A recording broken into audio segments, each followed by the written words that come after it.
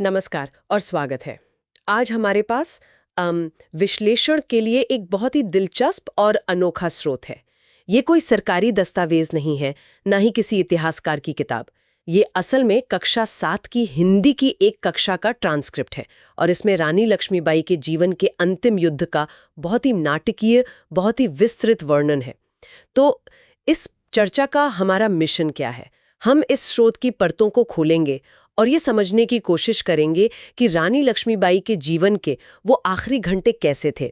हम सिर्फ ये नहीं देखेंगे कि क्या हुआ, बल्कि ये जानने की कोशिश करेंगे कि युद्ध के मैदान पर उनकी सोच क्या थी, उनकी रणनीति में क्या खास था और उनके अंतिम क्षण हमें क्या बताते हैं। और यहाँ सबसे दिलचस्प बात यही है, हमारा स्रोत एक शैक्षणिक सामग्री है, कोई ऐतिहासिक दस्तावेज नहीं।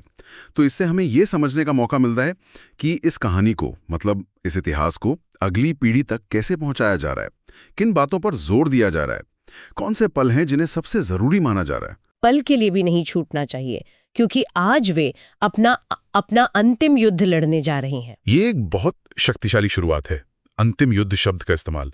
इससे ये साफ पता चलता है कि रानी और उनके जो करीबी लोग थे, उन्हें स्थिति की गंभीरता का पूरा अंदाजा था। मतलब वो किसी भ्रम में नहीं थे। और ये जानते हुए भी लड़ने का फैसला लेना, ये अपने आप में एक बहुत बड़ी बात है। ये निराशा नहीं, ये एक दृढ़ संकल्प को दिखाता है। और इसी संकल्प के साथ रानी कुछ बहुत जरूरी निर्देश देती हैं जो उनकी दूरदर्शिता को दिखाते हैं। वो रामचंद्र देशमुख को बुलाती हैं और अपने बेटे दामोदर राव को अपनी पीठ पर कसकर बांधने के लिए कहती हैं। मतलब एक माँ अपने बेटे को युद्ध के मैदान में अपनी पीठ पर लेके जा रही है। ये दृश्य ही अपने आप में बहुत कुछ कहता है। हाँ, पर यह सिर्फ एक माँ का भावनात्मक फैसला नहीं था। इसके पीछे एक गहरी रणनीति थी। उन्होंने देशमुख को दो बहुत साफ साफ निर्देश दिए। पहला कि अगर मैं मारी जाऊं, हाँ, तो दामोदर को किसी भी तरह दक्षिण में सुरक्षित पहुंचा देना। यह दिखाता है कि वो सिर्फ उस लड़ाई के बारे में नहीं, बल्कि झांसी के भविष्य के बारे में भी सोच रही थी। और दूसरा निर्देश, जो शायद और भी ज्यादा महत्वपूर्ण था, उन्होंने कहा, मेरे शरीर को दुश्मन के हाथ मत लगने देना। ये सिर्फ एक व्यक्तिगत इच्छा तो नहीं थी, है ना? इसका क्या महत्व था? इसका बहुत बड़ा मनोवैज्ञानिक और राजनीतिक महत्व था। देखिए, उस दौर में किसी विद्रोही नेता के शरीर पर कब्जा करना और उसे सार्वजनिक रूप से दिखाना अंग्रेजों के लिए एक बहुत बड़ी जीत मानी जाती थी। ये विद्रोह की आग को बुझाने का, लोगों का मनोबल तोड़ने का एक तरीका था। रानी ये जानती थी, तो ये निर्देश देकर वो असल में अपनी मृत्यु के बाद भी एक मनोवैज्ञानिक लड़ाई लड़ने की तैयारी कर रही थी। वाह! मतलब लड़ाई शुरू होने से पहले ही उन्होंने अपनी हार और मृत्यु के बाद की रणनीति भी बना ली थी। बिल्कुल। और वर्तमान की तैयारी भी पूरी थी। उन्होंने जूही को तोपखाने पर जाने का आदेश दिया और जो शब्द कहे, शत्रुओं को आज दिखा दो। स्रोत बताता है कि इससे माहौल में एक अद्भुत ऊर्जा भर गई। बिल्कुल, ये एक क्लासिक लीडरशिप का उदाहरण है। अपने शब्दों से अपनी सेना में जोश पड़ना। और जूही को तोपखाने पर भेजना ये भी दिखाता है कि उन्होंने अपनी सबसे जरूरी ताकत सबसे भरोसेमंद लोगों के हाथ में दी थी। तो अब मंच तैयार है, सूर्योदय होता है और स्रोत में रानी के रूप का एक बहुत बहुत जीवंत और सिनेमाई वर्णन है। उन्होंने लाल वर्दी पहनी है जिस पर हीरे मोती का कंठा चमक रहा है, और जैसे ही वो म्यान से अपनी तलवार निकालती हैं, उस पर सूरज की पहली किरणें पड़ती हैं। और ये महत्वपूर्ण है, याद रखिए, ये एक स्कूल की किताब है, तो इस तरह के जो विवरण हैं वो बच्चों के मन में एक अमिट छाप छोड़ने के लिए होते हैं। ये रानी को सिर्फ एक ऐतिहासिक व्यक्ति नहीं, बल्कि एक प्रेरणादायक प्रतीक के तौर पर स्थापित करता है। इसके बाद रानी घोड़े को एड़ लगाती हैं और पूर्व दिशा की ओर बढ़ती हैं। अब यहाँ एक सवाल उठता है, उन्होंने पूर्व दिशा ही क्यों चुनी? उस समय की व्यू रचना के बारे में ये हमें क्या बताता है? ये एक बहुत अच्छा सवाल है। स्रोत हमें बताता है कि उत्तर पश्चिम में तात्या टोपे थे और दक्षिण में बांदा के नवाब। इसका मतलब है कि उनके सहयोगी पहले से ही दो दिशाओं में मौजूद थे। तो एक नजरिए से देखें तो पूर्व दिशा चुनना एक सीधा साधा फैसला लगता है, क्योंकि वो दिशा खाली थी। लेकिन इसके पीछे कोई रणनीति भी हो सकती है। हाँ बिल्कुल, ये अंग्रेजों को भ्रमित करने की एक चाल हो सकती थी। शायद अंग्रेज एक पारंपरिक हमले की उम्मीद कर रहे होंगे, जहां सारी सेनाएं एक साथ हमला करती हैं। रानी का अकेले एक अलग दिशा में जाना उनके व्यू को तोड़ने या उन्हें अपनी सेना को फैलाने पर मजबूर करने की एक कोशिश हो सकती थी। मतलब एक तरह का चारा, एक बेट भी हो सकता था। हो सकता है, या फिर ये कि अंग्रेजों का ध्यान अपनी ओर खींचकर तात्या टोपे और बांदा के नवाब को हमला करने का बेहतर मौका दिया जा सके। दूसरी तरफ अंग्रेज जनरल भी योजना बना रहे थे।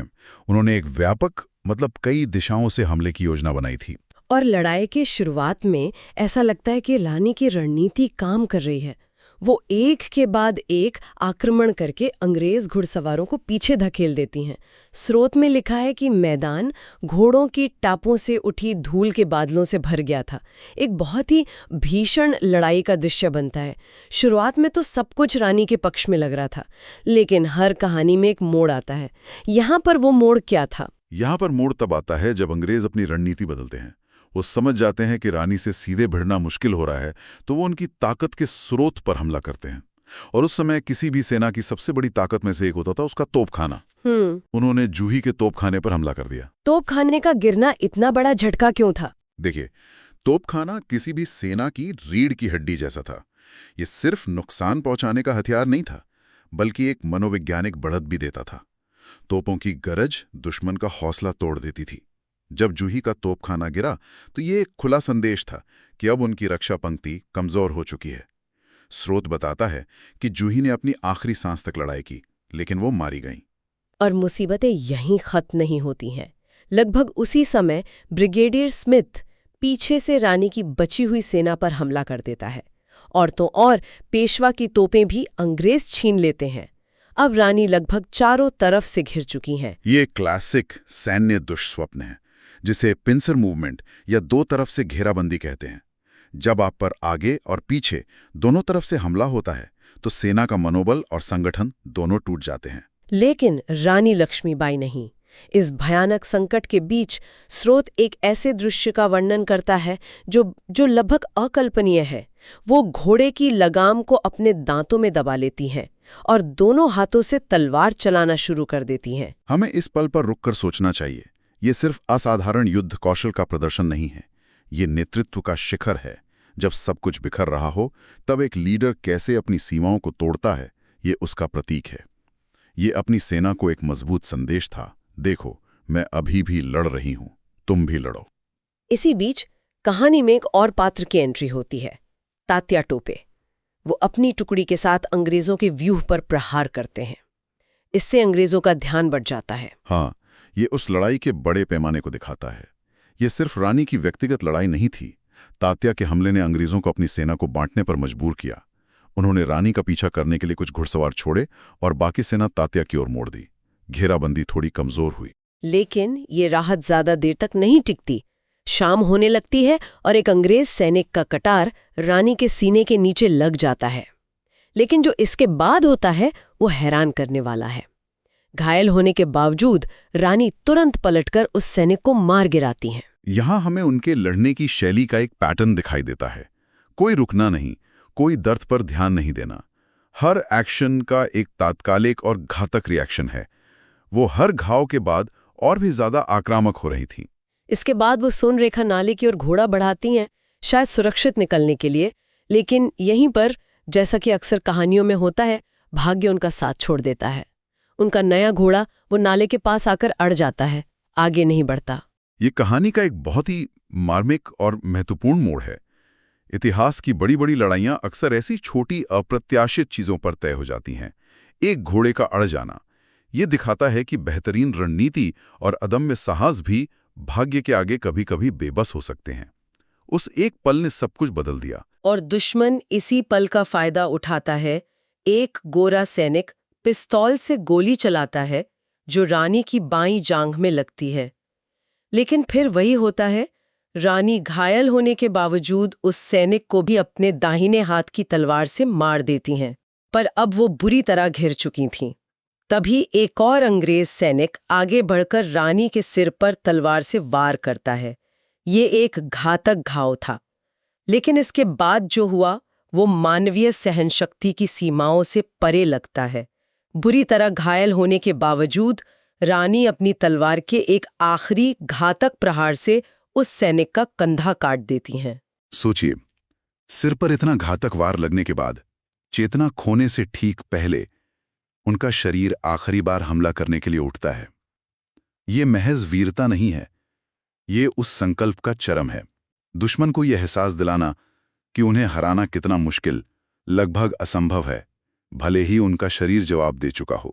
अब तक रानी के साथ सिर्फ 3 लोग बचे थे गुल मोहम्मद, रघुनाथ सिंह और रामचंद्र देशमुख। स्रोत में एक बहुत ही मार्मिक दृश्य है। जब गुल मोहम्मद मुड़कर देखता है तो रामचंद्र देशमुख घोड़े से गिरती हुई रानी को संभाल रहे हैं। और यहाँ से मिशन पूरी तरह बदल जाता है। अब लड़ाई ग्वालियर जीतने की नहीं रही, अब लड़ाई रानी के सम्मान को बचाने की है। बिल्कुल। रघुनाथ सिंह तुरंत देशमुख से कहते हैं, एक पल की भी देरी नहीं करनी चाहिए, इन्हें बाबा गंगादास की कुटिया पर ले चलो, सूर्यास्त होने वाला है। उनकी आवाज में जो तात्कालिकता है वो महसूस की जा सकती है। अब कहानी वापस वहीं आ जाती है जहां से शुरू हुई थी। रानी के दूसरे निर्देश पर उनके साथी अब सैनिक नहीं बल्कि एक विरासत के संरक्षक बन गए हैं। उनका सिर्फ एक मिशन है, रानी की अंतिम इच्छा को पूरा करना और उनके शरीर को अंग्रेजों से बचाना। और वे सफल होते हैं। वे सब तेजी से बाबा गंगादास की कुटिया में पहुंचते हैं। स्रोत बताता है कि उसी कुटिया में रानी ने अपनी अंतिम सांस ली। तो जब हम इस पूरी कहानी को देखते हैं, इस सब का क्या मतलब है? मेरे लिए तो ये साफ है कि रानी लक्ष्मीबाई सिर्फ एक महान योद्धा नहीं थीं, बल्कि एक ऐसी रणनीतिकार भी थीं जो अंतिम समय में भी अपनी विरासत, अपने सम्मान और अपने बेटे के भविष्य के बारे में सोच रही थीं। मैं इससे पूरी तरह सहमत हूं। और मैं एक बात और जोड़ना चाहूंगा, उनका जो असाधारण साहस है, जहां वो हर घाव के बाद भी पलटकर और ज्यादा ताकत से वार करती हैं, ये इस कहानी को महज एक हार की कहानी नहीं बनाता। ये अदम्य मानवीय भावना की एक मिसाल बन जाती है। ये कहानी हार की नहीं बल्कि अंत तक न हार मानने की है। और हम श्रोताओं के लिए एक विचार छोड़ जाते हैं। इस पूरे वर्णन में रानी का घोड़ा एक महत्वपूर्ण मोड़ पर रुक जाता है। एक छोटी सी अप्रत्याशित घटना जो पूरी कहानी की दिशा बदल देती है। ये सोचने पर मजबूर करता है कि इतिहास के बड़े बड़े क्षणों में कभी-कभी कितनी छोटी और अप्रत्याशित चीजें कितनी निर्णायक साबित हो सकती हैं। क्या इतिहास सिर्फ महान योजनाओं से बनता है या फिर ऐसे अनगिनत छोटे छोटे संयोगों का नतीजा है?